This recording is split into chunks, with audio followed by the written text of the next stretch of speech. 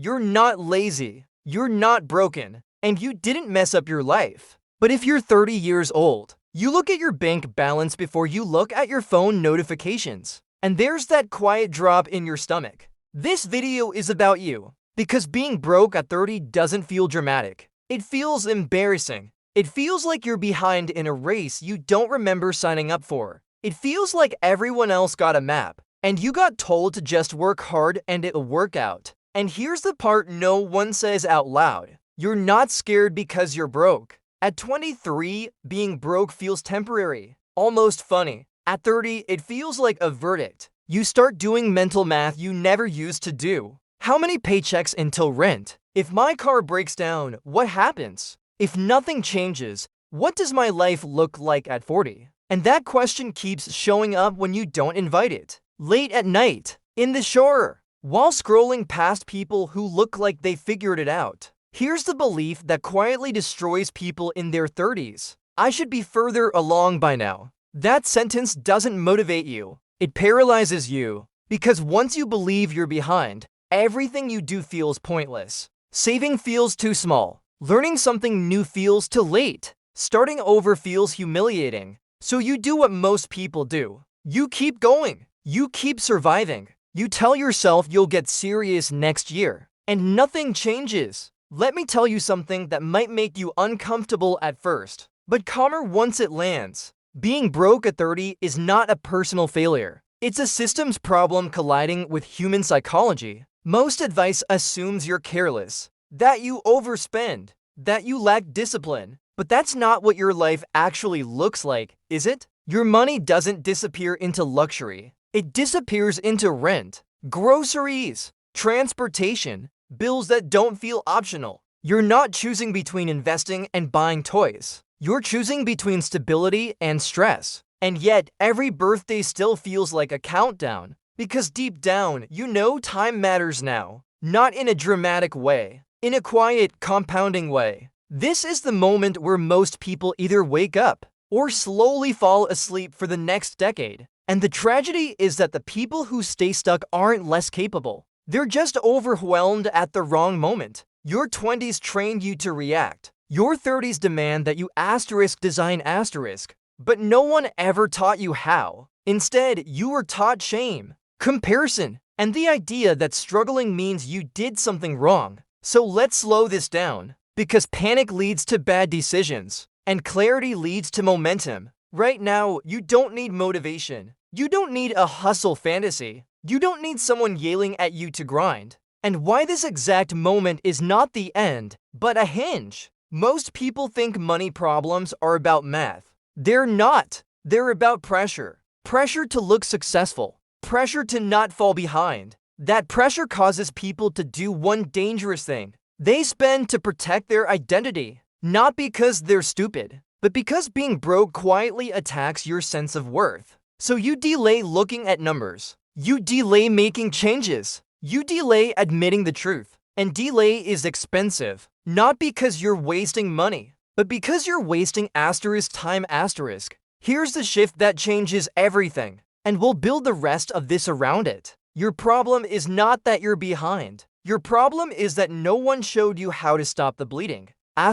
Without destroying your self-respect. This isn't about becoming extreme. It's not about deprivation. And it's definitely not about pretending money doesn't matter. It's about understanding the invisible forces shaping your decisions, so you can finally make calm, deliberate ones. Because the people who escape being broke in their 30s don't do something dramatic. They do something precise. They stop trying to fix their feelings with money. And they stop trying to fix money with guilt. That's where this starts. Not with tactics, not with rules, but with clarity. In the next part, we're going to talk about the everyday moments that quietly keep people stuck. The habits that don't look like mistakes, but add up 2 years of stress. Nothing abstract, nothing overwhelming. Just the real situations you recognize immediately and why they feel so hard to change. Let's talk about what your life actually looks like day to day.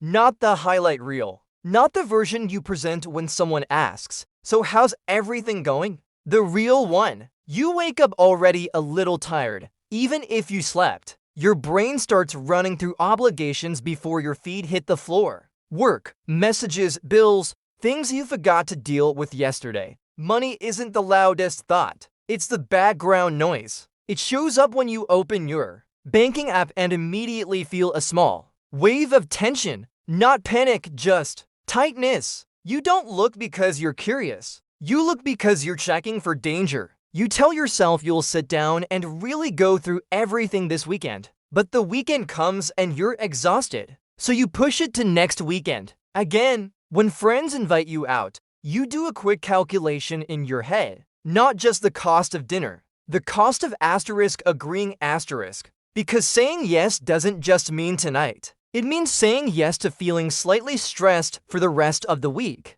So sometimes you say no, and sometimes you say yes when you shouldn't, just to feel normal. Neither choice feels good. You're not reckless with money. You're cautious, but cautious in a way that keeps you frozen. You don't buy things impulsively. You hesitate, and that hesitation leaks into everything. You hesitate to commit to plans. You hesitate to make changes. You hesitate to believe that a small decision could actually matter. Because when you're broke at 30, small wins don't feel meaningful. They feel insulting. Saving a little doesn't feel like progress. It feels like pretending. You've probably tried being good with money before. You tracked expenses for a while. You cut a few things. You felt disciplined. And then nothing really changed. Same stress. Same fragility. Same sense that one unexpected expense would knock everything over. That's the part no one warns you about. The most exhausting thing about being broke at 30 isn't the lack of money. It's the lack of margin. There's no room. No room for mistakes. No room for rest. No room for curiosity. Every decision feels heavier than it should because there's no buffer underneath it. And when there's no buffer, your brain shifts into survival mode. In survival mode, you don't think long-term. You think get through this month. That's why advice that sounds logical feels useless. Because logic doesn't land when your nervous system is constantly on edge. You're told to plan 5 years ahead, but you're worried about next week. You're told to invest for the future, but the present feels unstable. So you stop engaging altogether. You know some of it makes sense. You also know it doesn't fit your reality. You're not choosing between options. You're managing constraints. And here's something important that often gets missed. Being broke at 30 isn't just about money. It's about identity. At this age, life starts sending quieter signals. Friends talk about stability. Family asks questions that sound harmless but aren't. So what's next for you? Are you thinking about settling down? Do you like where you're living? Every question feels like a spotlight. You start comparing timelines. Not because you want to, because it's everywhere. And comparison doesn't just hurt emotionally. It changes behavior. You spend to keep up appearances. Not extravagantly, just enough to not feel left out. You avoid conversations that might expose where you're actually at. You say it's fine when it isn't. And slowly, a strange thing happens. You stop trusting yourself with money. Not because you're bad at it, but because every attempt to fix it seemed to fail. So you default to autopilot. Bills get paid. Life continues. The gap stays the same. And that's where frustration hardens into resignation. You tell yourself this is just how adulthood feels. That everyone is stressed. That you're not doing that asterisk badly. And maybe you're not. But deep down, there's a quiet awareness that this isn't sustainable. Not emotionally,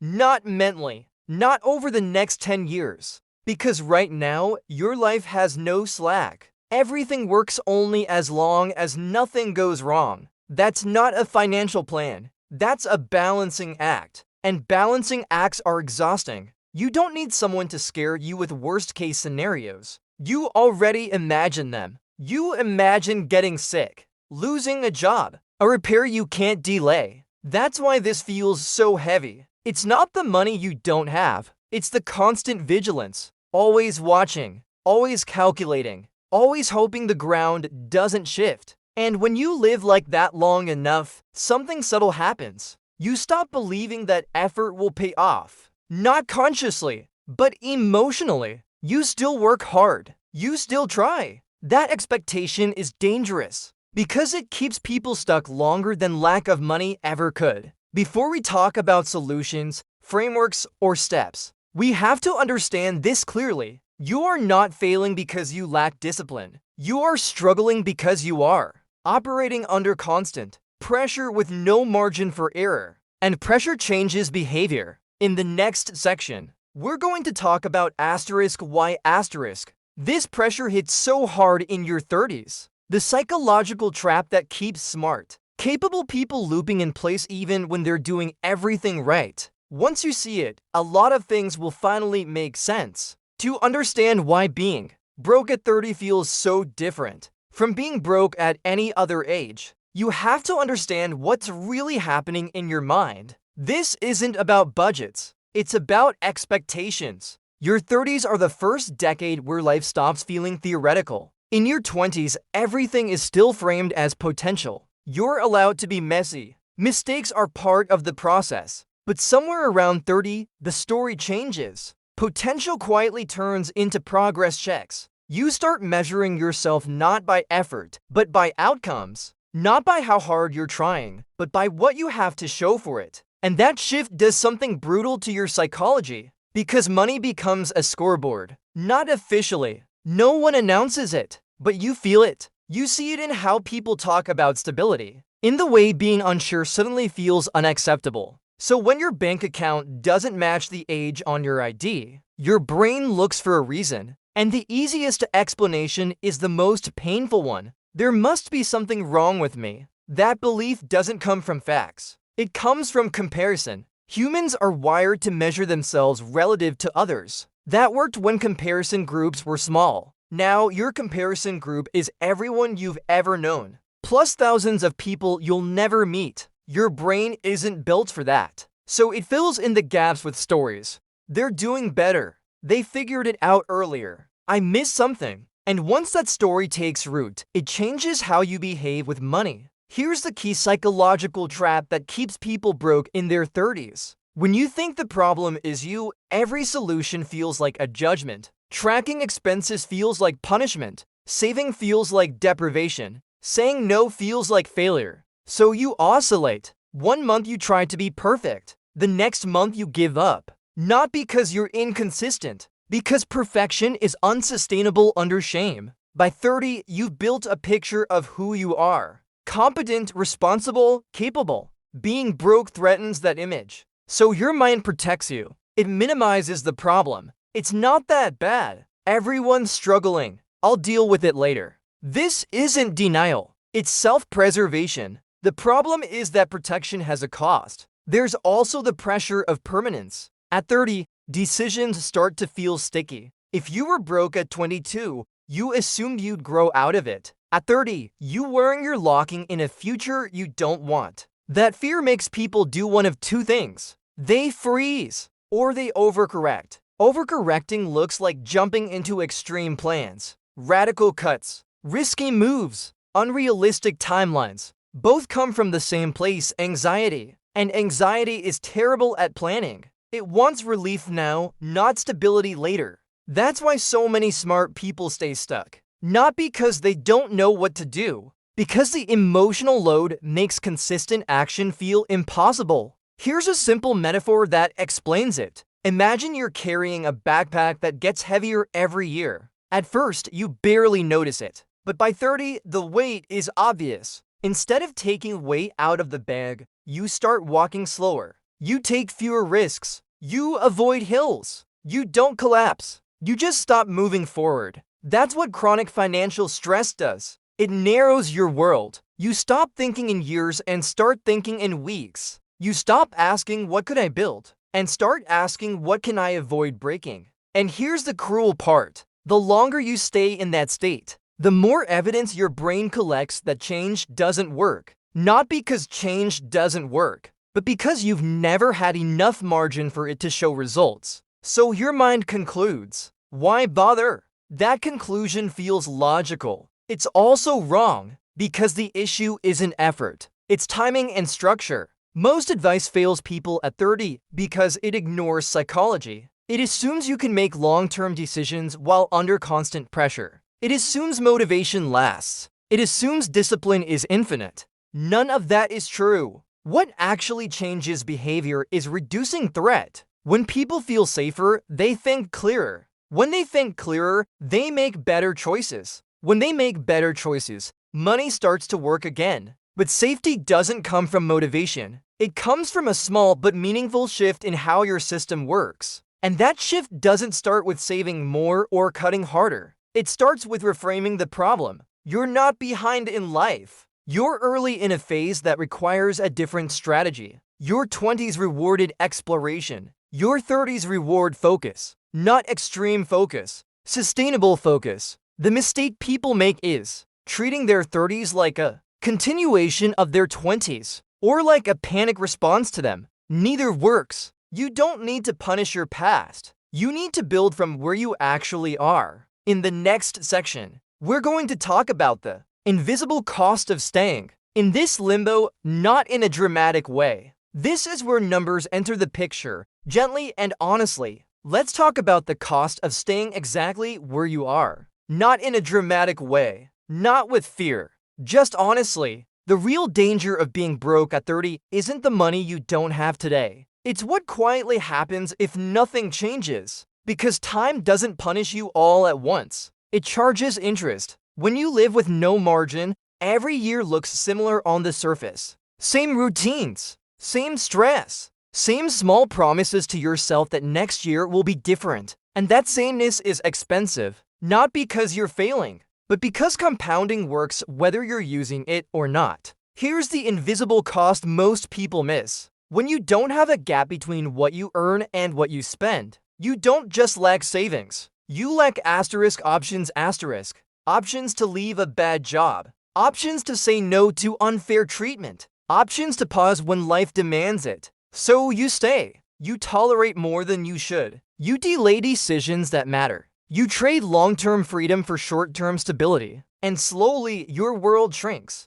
Not externally, internally. So your brain protects you by lowering expectations. That's the real cost, not poverty. Resignation. Now let's bring numbers in gently. Imagine two versions of you. Both are 30. Both work hard. Both are capable. One continues exactly as things are. Income rises slowly. Spending rises with it. The gap stays near zero. 10 years pass. Nothing catastrophic happens. But nothing meaningful accumulates either. No buffer. No momentum. No room to breathe. The other version does something uncomfortable but simple. Not a lifestyle. Not punishment. Not forever. Widening the gap. This version doesn't become extreme. They become intentional. They stop upgrading their life every time income increases. They stop using money to soothe stress. They stop pretending perception matters more than stability. And here's what changes. It absorbs shocks. It reduces fear. It creates calm. And calm changes behavior. When you're not constantly stressed, you think clearer. When you think clearer, you make better choices. When you make better choices, momentum builds. This is why the gap matters more than any single tactic. The gap is not about deprivation. It's about control. It's the space where you regain agency. And agency feels different from motivation. Motivation is loud and temporary. Agency is quiet and stable. Now, here's the part that matters most. You are not sacrificing your 30s by doing this. You are buying them back. Pretending things are fine and hoping something external changes.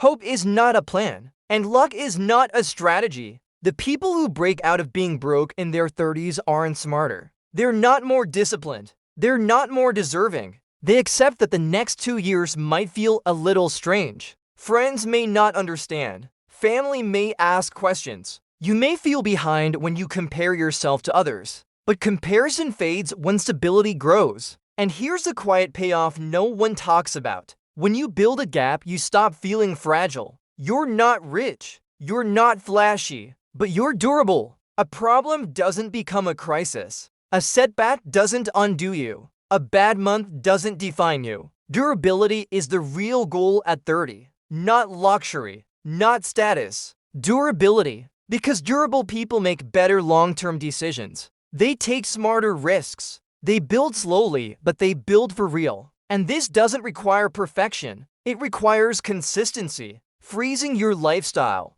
growing income deliberately, letting the gap do its work. That's it. No hacks, no tricks. Let's close this the right way. If you're 30 and broke, this moment matters, not because you're behind, but because you're still early enough for small decisions to compound. You don't need to fix everything this year. You don't need to reinvent yourself. You just need to stop leaking time, because time is the only thing you can't earn more of. 2 years from now, you'll be in one of two places. Still stressed, still hoping, still waiting. Or steadier, clearer, less afraid. Not because life became easy, but because you finally gave yourself room to breathe. The math is simple. The execution is uncomfortable, but staying stuck is more uncomfortable. It just hurts slower. You don't need permission. You don't need confidence. You just need to decide that the next 730 days will be intentional, not forever,